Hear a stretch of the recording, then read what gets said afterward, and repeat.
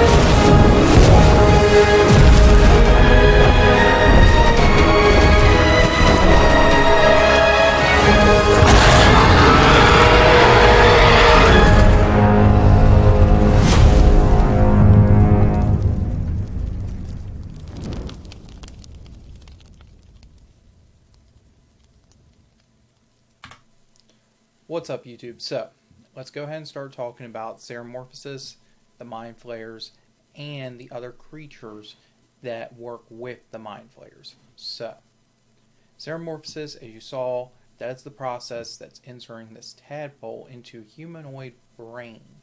They go in through the eye, and this process is what's going to turn a humanoid into a Mind Flayer. Now, while we're on this page, I want to look at a couple other things real quick. This is an excellent image of an elder brain.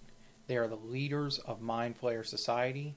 Mind Flayer is also known as Athilids.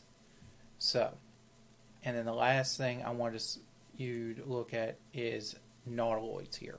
These are the airships that you saw the Mind Flayers using in that video. So now let's start looking at the actual creatures. So, intellect devourers are pets of sorts for the Mind Flayers. They use them as scouts, and this is one of the first things we're going to encounter when we're playing. Now, these intellect devourers, as we've seen in other videos, you don't have to have aggressive interactions with them. But if you hate the Mind Flayers, you want to actively oppose them, odds are you're going to end up fighting them. Next, you have the actual Mind Flayer. This is just the standard version of the creature. The one that we saw in the video, though, I do not think is a regular Mind Flayer. We'll get back to what I think it is in a second, but they devour brains using that for sustenance, and they have a hive mind. So, slightly better Mind Flayers are going to be the Mind Flayer Scions. These are the ones that have more psionic powers than just a basic Mind Flayer. Still don't think this is what we saw in the video, but this is going to be your next step up. Now, this is what I think we had in the video. Right here. An Uatharid. They are larger and stronger than a normal Mind Flayer. And you see that staff that he's holding? Very important. So these ones are the Mind Flayers that eventually become Elder Brains. And that staff is essential for them to turn themselves into an Elder Brain. So, when a society of Mind Flayers is getting too large, eventually an Uatharid will emerge. And when one does, as it grows stronger, it'll eventually head off to create a colony of its own. And I believe that is what is happening in the start of the opening credits video. That this Uatharid is starting to get more thralls to move out on its own, or it's already going out and trying to create the thralls that it needs to have a thriving society. So, next here we have Gnome Ceremorph. This is what happens when a gnome goes through the process. It doesn't look like a normal Mind Flayer, and they're quite a bit different. We didn't know about these until Rime of the Frost Maiden came out. But we also learned of something interesting with Rime of the Frost Maiden, in that not always does the process work out the way that it's supposed to. You now also have the gnome squiddling, which is when Ceremorphosis goes wrong. This gives Larian a lot of opportunities moving forward, because we could have other versions of creatures where the process went wrong. So, looking forward to seeing what Larian does with this. Next, we have the Mind Flayer Arcanist. Now, I do realize they're reusing the same picture. Don't worry about it. These are the Mind Flayers that are wizards. There are abnormalities in Mind Flayer society, and they generally don't stick with the society. They usually move off on their own as a renegade. So, if you thought the wizard stood out, Alhoons here, the next step up, are just as bad, if not worse. They are undead Mind Flayer Arcanists. They have become more prowess in their wizardry They're stronger, but they're not even the top of the pecking order. You then have an Athila Lich, a Mind Flayer Lich. Alhoons that get to the strongest possible eventually completely turn undead in its fullest measure and become a Mind Flayer Lich. All the power of a normal Lich with all the power of a Mind Flayer. So, Elder Brains here, as I said, they are the cornerstone of Mind Flayer society. Everything is centered around what the Elder Brain wants. So, if it wasn't an Utharlid that we were dealing with, somewhere in the story, we're going to deal with an Elder Brain. Now, Neothelids. These guys are something interesting for much later down the road. Say if we get to deal with these Mind Flayers early in the storyline, we destroy their community. Well, if you don't do so properly, and those tadpoles are left unattended, eventually they start feeding on each other. Neothelids here are what results in the one lone survivor. They are monsters. They devour anything and everything that they can get a hold of. So, it'll be interesting to see if these show up in the game. Lastly, we have a Mind Witness. This is a weird one because Ceremorphosis, we've seen, works on humanoids. Well, this one here was a test, and it was done on a beholder. So, try to Ceremorphose a beholder, and we get this. And it's an interesting experiment. So, but the big thing that they've come to say about them is they are telekinetic hubs. These things improve communication amongst the Mind Flayer colony.